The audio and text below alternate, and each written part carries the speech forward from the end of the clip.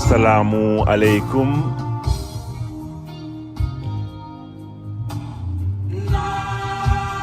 Mbokk yeeg xarit yi maa ngi leen di nuyu bu baax a baax amaat mbégte mën leen présenter sunu éphéméride yi tey ñu nekk ci 10 décembre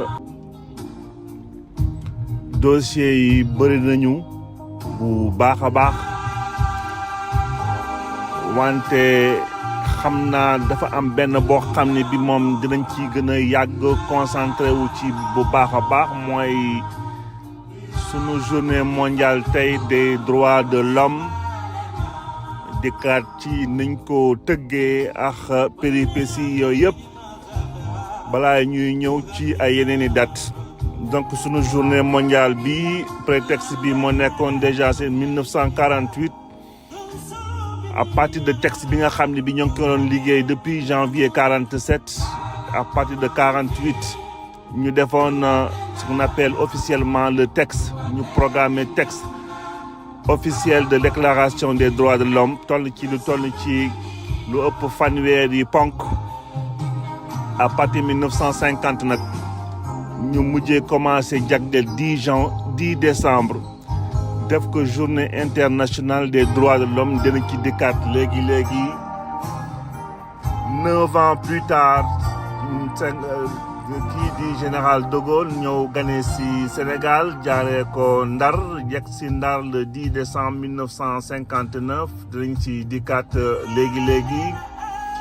parce que boobu mi ngi ñëwoon ci 6e conseil exécutif communauté franco-africaine donc communauté franco-africaine ñoo créé woon ci lendemain référendum du 28 septembre 58 général de Gaulle ñu élire ko encore président 4e république française ak communauté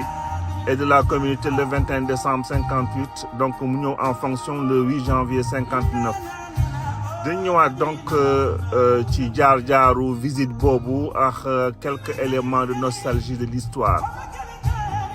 sunu deuxième point d'éphéméride concernant le Sénégal ça concerne kii di jëm si yàlla ji di Abdou Aziz Ndaw tey le remplacé woon Daouda Sow démissionnaire le 10 décembre 1988 par la suite aussi ñu nekkoon ñu dem ba jamonoy Abdoulaye Wade le 10 décembre 2010 cérémonie officielle d'ouverture 3e festival mondial des arts nègres poste de premier ministre Sénégal ñu mujj woon ko tey restauré après mise en place de fast track bi nga xam ni bi moo supprimé woon poste bi le 10 mai 2019 war a jeexale ci hommage bu ndaw bi nga xam ni bi war nañ koo fàttaliku ci di Charles Foster.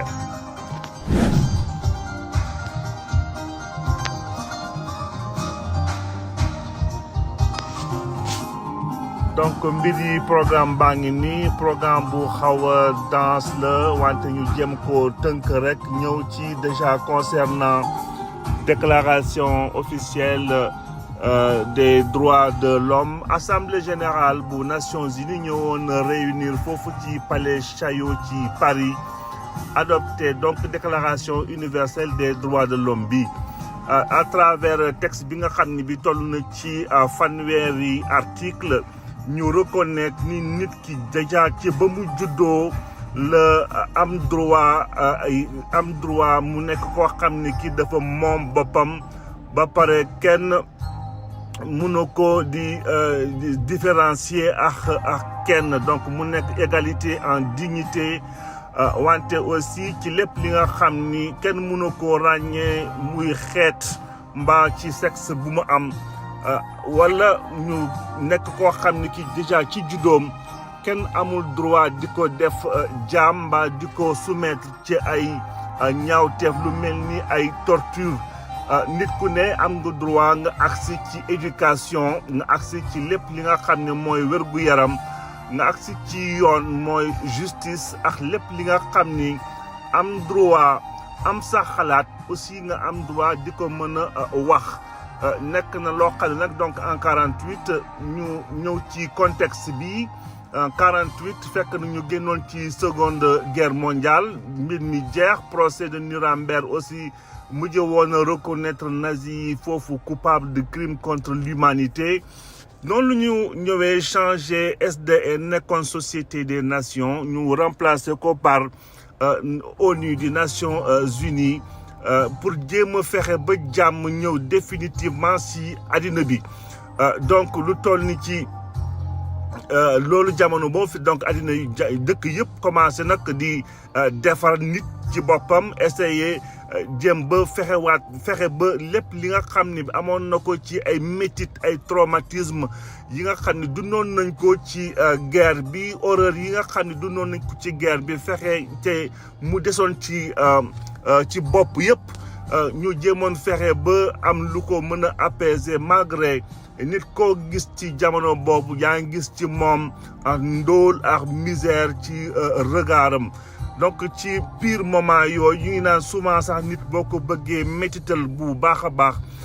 jarul nga ko ay rey mais surtout na nga ko déshumaniser na nga fexe ba démontrer ko du nit donc ci ci situation boobu atrocité yooyu yi nga xam ne nit ki daawoon na ko dund moo taxoon janvier 47 kii di présidente bi de commission bi Eleanor Roosevelt ñëwoon di liggéey ci rédaction benn téere bi nga xam ne bi moo doon permettre bi ñu inspiré woon ko nag ci déclaration française bu 1789 nga xam ne objet mooy nekkoon di fexe ba aar ak garantir lépp luy droit individu boo gis ci àddina bi ci auteur parmi auteurs yooyu aussi ci français yi amoon na ki ñu naan René Cassin moom nag jéemoon na fexe ba texte bi nga xam ni bi waroon nañ ko fa génnee ñu war ko jàppee comme un texte plutôt universel plutôt que mu nekk un texte international pour que mu mën a jëlale état intérêt nation yi ci àddina bi yëpp donc ci condition yooyu la ñu liggéey de manière comme on dit très vigoureuse bi ngi insister naan sa qualité donc d'universaliste et non d'international afin de transcender les intérêts des nations. La préparation se présente comme la plus vigoureuse, tape une nécessaire protestation de l'humanité contre les atrocités et les pressions dont tant de millions d'êtres humains ont été victimes à travers les siècles et plus particulièrement entre les deux guerres. Donc, ci 10 décembre 48 lañ ñëw donc présenté ci Nations Unies texte bi nga xam ne bi ñoo ngi ko adopté lu toll ci 48 voix sur 56 amul woon nag benn dëkk bu ci mujj woon prononcé contre wante am na ñoo xam ne amoon na ay abstention bi ci jiitu woon moo nekkoon déjà Afrique du Sud parce que Afrique du Sud jàppoon nañu texte bi yelloowul ak ñoom ni ñu doon defee seen politique ségrégationniste lu mel ni aussi Arabie Saoudite àndul woon ci texte bi ginnaaw texte bi mi ngi doon woote aussi égalité entre góor ak jigéen te ñoom jàpp nañu ci l'islam loolu nekk loo xam ne mënta ne lu mel ni aussi dëkku URSS jamono boobu aussi dañu mujj woon banque seen loxo jàpp ne li ñu waroon woote ci universalité nekk loo xam ne correspond ak seen idéologie marxiste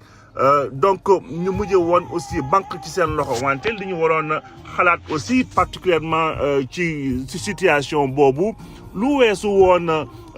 genre loolu li nga xam ñu ngi koy taafantoo jamono boobu ñu nekkoon aussi ci pleine guerre froide boo xam ne bi ku ci ne on dëkk addina bi amoon ñaari force yu opposé nga xam ni ku ci ne yaa ngi def li ngay def ci suuf am say influence yaa ngi koy def ci dëkkaan yi guerre boo xam ne nekkul guerre bu direct ba taxoon na d'ailleurs URSS comme yu bëri d'accord ci woon defoon ce qu'on appelle la politique de chaise vide foofu ci Nations Unies donc noonu la monde occidental bi mu nemee ba amoon problème communiquer ak puissance communiste yooyu yëpp ñu amoon yaakaar ni xëy na ak texte bi déclaration officielle déclaration des droits de l'homme et des peuples waroon na mën a ñëw fexe ba apaiser tension yi ci àddina bi malgré tout pour que jàmm ñëw ci mbindeef tout simplement ci àddina bi moo taxoon donc ñu fexe woon ba texte bi ñu mujj woon ko adopté mais ce qu'il faut aussi dire texte bi comme on dit mujjewul woon empêcher ay mbir yu bëri aussi xew ci àddina bi ñëpp lire nañ ko ñëpp gis nañ ko wante nit ñi duñ ko sax pratiquer ci àddina bi lu bëre lu mel ni ba ci États-Unis politique ségrégationnisme wàññeeku wu fa woon dëkk yu bëre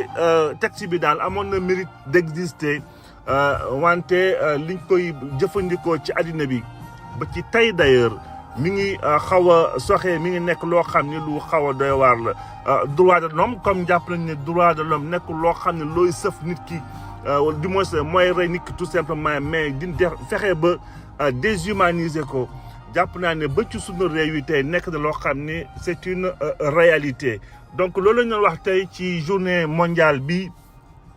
des droits de l'homme nga xam ne ñi ngi basé woon ci déclaration universelle des droits de l'homme yi nga xam ni réew yi jamono boobu nekkoon ci Nations Unies ratifié woon nañ ko ci toll na ci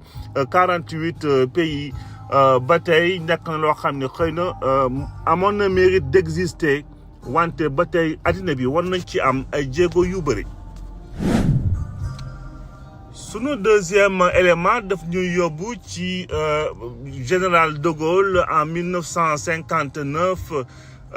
dikkam fii ci sunu réew notamment fa mu yegsee foofu Ndar visite bi nga xam ni bi amoon na ko ci sunu réew général de Gaulle donc ñu teere woon ko fi nag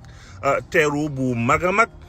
kilifa yu bëri teewee woon fa donc yegsi woon déjà Ndar aéroport ne pas dire aéroport Dakar Bango à 16h30 noonu la ko Mamadou Dia accueillir foofu ak ñoom Lamine Gueye nekkoon président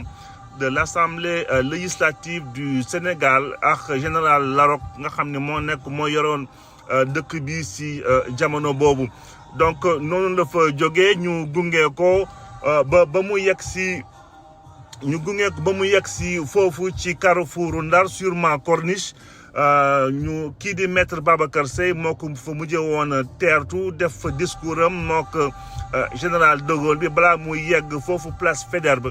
ak ñi nga xam ne aussi ñoo ko fa doon teeru dignitaires yi fa nekkoon ci jamono boobu ak ñëpp ñu parce qu'on parle plutôt de fédération aussi du Mali ci jamono boobu donc général de Gaulle boobu nga xam ne rien de spécial pas plus que confirmer cette communauté franco-africaine bi nga xam ni bien entendu gis nañu ni mu éclaté par la suite quelques années ba ñaari dëkk yëpp muy Mali ak Sénégal jël seen indépendance. ñu ñëw ci sunu deuxième élément bu sunu réew directement tey ci 10 décembre bi kii di Abdoul Aziz Ndaw ñëwoon remplacer kii di Daouda Sow donc on est en 88 Abdoul Aziz Ndaw nekkoon un grand militant socialiste pour sa loyauté et ak son militantisme moo taxoon nag Abdou Diouf mujjee woon ko fa teg Daouda Sow dafa mujjee woon a démissionné parce que mbir yaa ngi compliqué woon foofu ci jamono boobu 88 ñu nekkoon ci ay mbirum année blanche nekkoon ci ay situation élection yi nga xam ni xawoon na jaxasoo te jaxase sunu réew noonu la ak contradiction yi amoon ci ñiy diriger sunu réew Daouda Sow noonu la mujjee woon ñu forcé ko à la démission ou bien moom ci boppam décidé woon bàyyi jël distance am par rapport ak Abdou Diouf noonu la kii de Abdou Aziz Ndaw yegsee diriger sunu assemblée nationale quelques années plus tard ñu ñëw ci jamonoy Abdoulaye Wade le 10 décembre bi 2010 nekkoon ouverture officielle ci Dakar 3e festival mondial des arts nègres ñoo ko doon tuddee d'ailleurs FESMAN Sénégal ñoo créé woon première édition bi en 66 suivi Nigéria aussi en 77 donc loolu nekkoon loo xam ni Senghor moo ci dox lépp li nga xam ne bi matérialiser nañ ko ba ci lépp li nga xam ne toppoon na ci Daniel Sorano ak ñoom artistes yu mu jëlee woon ñoom Germaine Jacqueline Lemoine ñëpp ñi nga xam ni ñoom mujjee woon créer seen troupe bi foofu ci Daniel Sorano nekkoon ci esprit ci les festivals mondial des arts nègres donc Fesman Abdoulaye Wade dénkoon ko doomam d'ailleurs Sindiély avec ay coow yu bëri yu ko ci toppoon par la suite. ñu ñëw ci sunu 10 décembre 2021 10 décembre 2021 kii di nguuru Macky Sall décidé waat rétablir poste de premier ministre bi nga xam ne bii pour des questions de fast track d'après les dires lañ ko supprimé woon le 14 mai 2019 en faveur ci loi constitutionnelle li nit ñi dul wax lu bëre mooy lan moo indi woon déjà à la base suppression poste de premier ministre boobu li ci nit ñi xam wala man li ma ci xam ak ñu bëri liñ ci xam mooy poste de premier ministre boobu ñu supprimé woon en 2019 amul woon lenn lu dul complication wu Macky Sall choisir entre ñaari premier ministre ci jamono boobu benn premier ministre bi nga xam ne bi amul woon yéene def ko premier ministre ndax ñàkkoon ko wóolu wante ñàkk lu ñu koy ñàkk wóolu yëpp nekkoon ancien ministre des finances sama xamal ko ay mbootam yu bëri donc ñàkkoon ko wóolu wala aussi ragaloon ko kooku aussi nekkoon rivalu beneen profil bi nga xam ni xëy na moom la Macky Sall gënoon a bëgg def ko en tant que premier ministre donc dilemme boobu mu amoon entre ñaari nit ñooñu moo taxoon mu mujjee pour couper la poire en deux ou trancher ou de ne pas trancher mu supprimer carrément le poste de premier ministre le 14 mai 2019 ba bi mu comprendre que mbir yi gën a compliqué ci la ko dig indilaat encore parce que du coup comme premier ministre amul woon suñu réew président de la république toujours lépp lu coow am ci dëkk bi moom la ñu saisir directement nekkoon loo xam ni d'ailleurs noonu la subiré les événements de février 2021 de manière frontale gis nañu fan la mujjee. sunu dernier élément tey ñoo ci rendre aussi hommage kii di Charles Foster pensionnaire du théâtre national Daniel Sorano moom aussi distingué ci théâtre ñoo xamee woon ko bu baax ci théâtre ak cinéma moo yoroon aussi association des maris battus parce que ndax mésaventure bi mu amoon ak soxnaam soosu nga xam ne moo ko fitnaaloon bu baax a baax ñëwoon fi joué aussi ci compagnie Kakatar bi nga xam ne bi amoon na fi ay réalisation voilà donc Charles Foster c'était un artiste bien engagé ci sunu réew 2022 la ko Sénégal ñàkk tey ñu ngi ko fi rendre hommage bu baax a baax. donc di jeexalee fii tey sunu éphéméride yi di jéggalu ci guddaay bi wante amoon na ay sujet yi nga xam ne lu mel ni les droits de l'homme nekkoon na sujet bi nga xam ne passionné woon nañu bu baax a baax bëggoon nañ ko insister xool Sénégal aussi nu mu ci toll mënoon nañ ci wax encore lu bëri wante sûrement du fi xaj del ñaanal bésum njàmm ba ëllëg.